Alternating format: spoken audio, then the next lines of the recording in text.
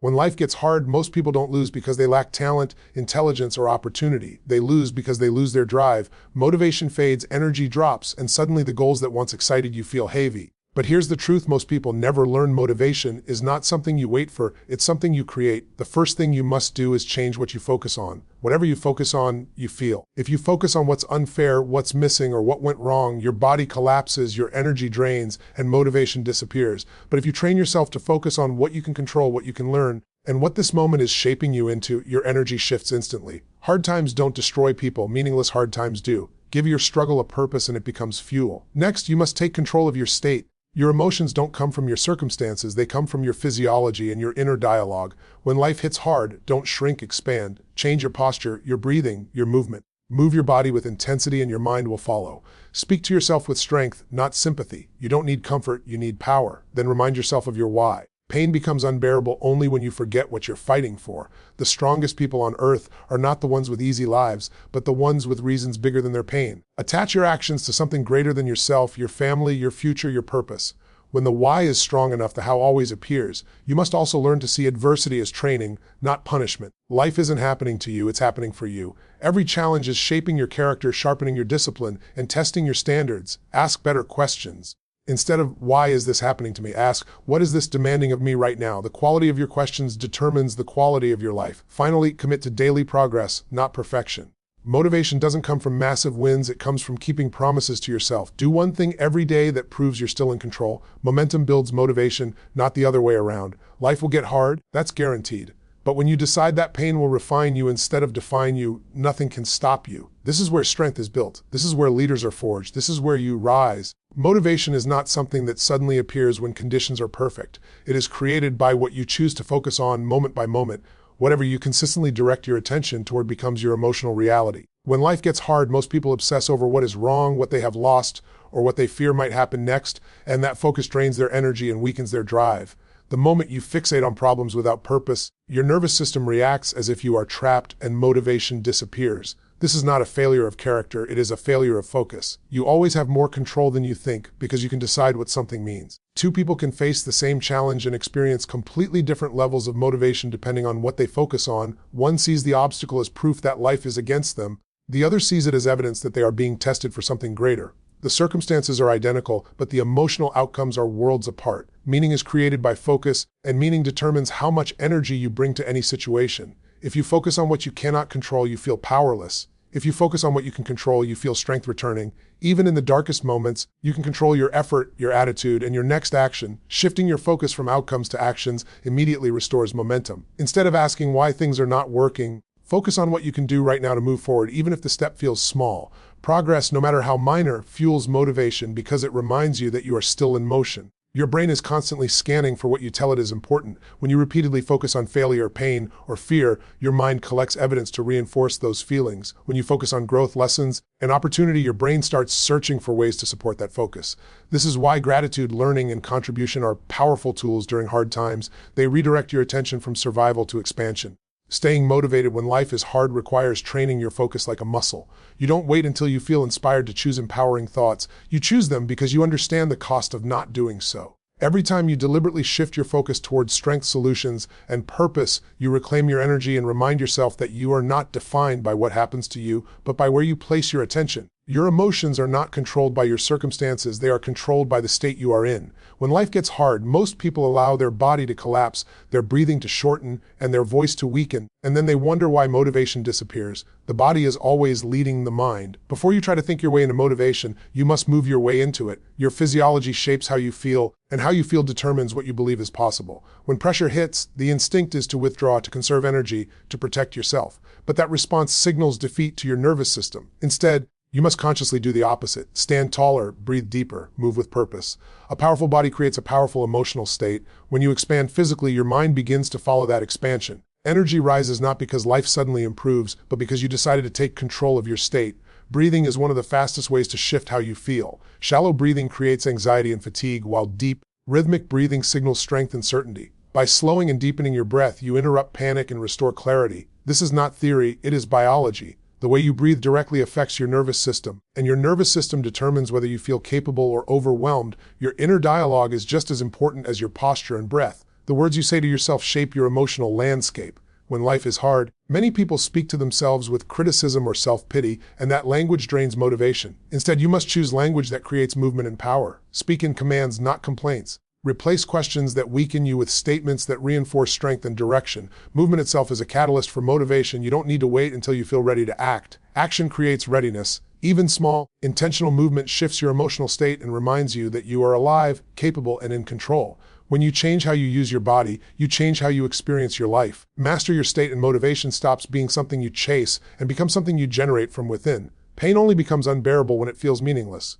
When life is hard and motivation fades, it's rarely because the struggle is too big, but because you've lost touch with why you're enduring it. Human beings can handle extraordinary amounts of pain when it's connected to a purpose. Soldiers don't quit in battle because something bigger than their discomfort is driving them forward. Parents don't give up when exhausted because love gives their pain meaning.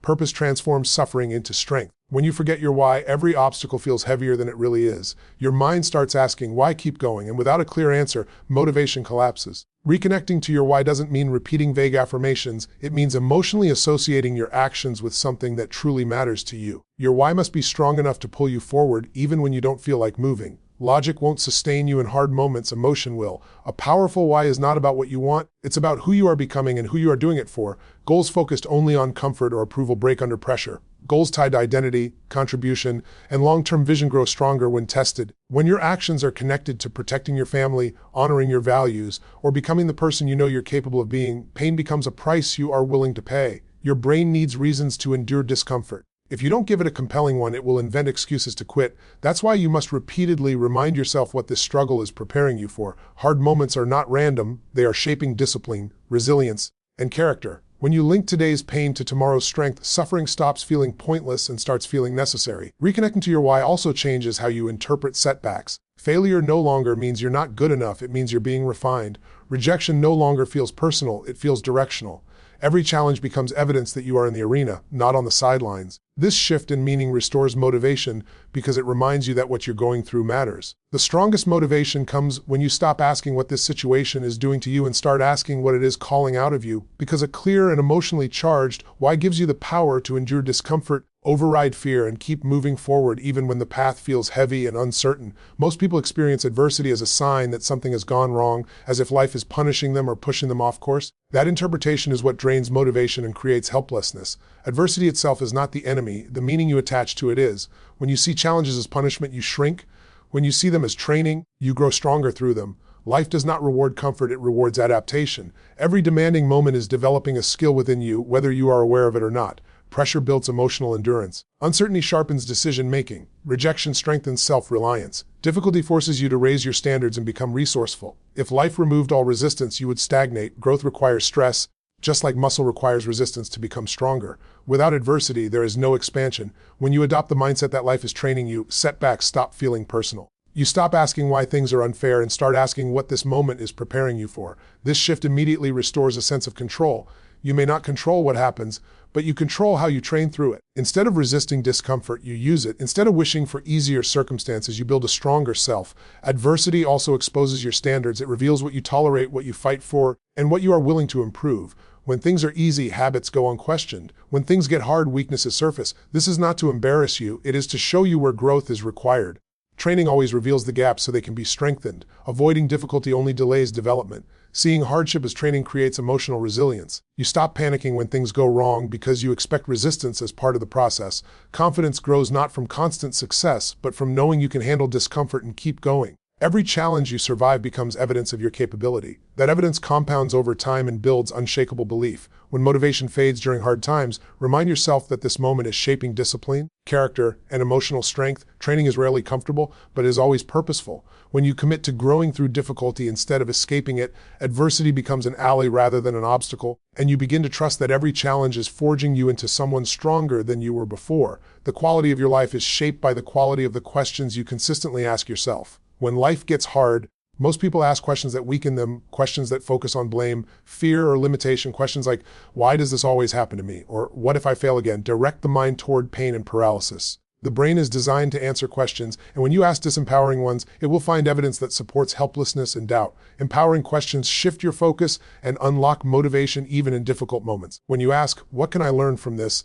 Your mind begins searching for insight instead of excuses. When you ask, what is within my control right now? Your attention moves from frustration to action. These questions don't change your circumstances, but they change your state, and state determines your ability to respond effectively. Questions also determine meaning. The same event can feel devastating or constructive depending on how you frame it internally. Asking, what does this mean about me, often leads to self-judgment and discouragement. Asking, what is this trying to teach me, creates growth and curiosity. Meaning is not found, it is assigned, and your questions are the tools you use to assign it. High performers don't have fewer problems, they ask better questions under pressure. When something goes wrong, instead of spiraling emotionally, they immediately ask questions that lead to solutions. They ask what worked, what didn't, and what needs to change. This keeps momentum alive even when results are disappointing. Motivation stays intact because attention remains on progress, not failure. Your questions also shape your identity. Repeatedly asking weak questions trains you to see yourself as a victim of circumstances. Asking strong questions trains you to see yourself as a creator of outcomes. Over time, this becomes automatic. The inner dialogue you practice during hard times becomes the voice that guides you during future challenges.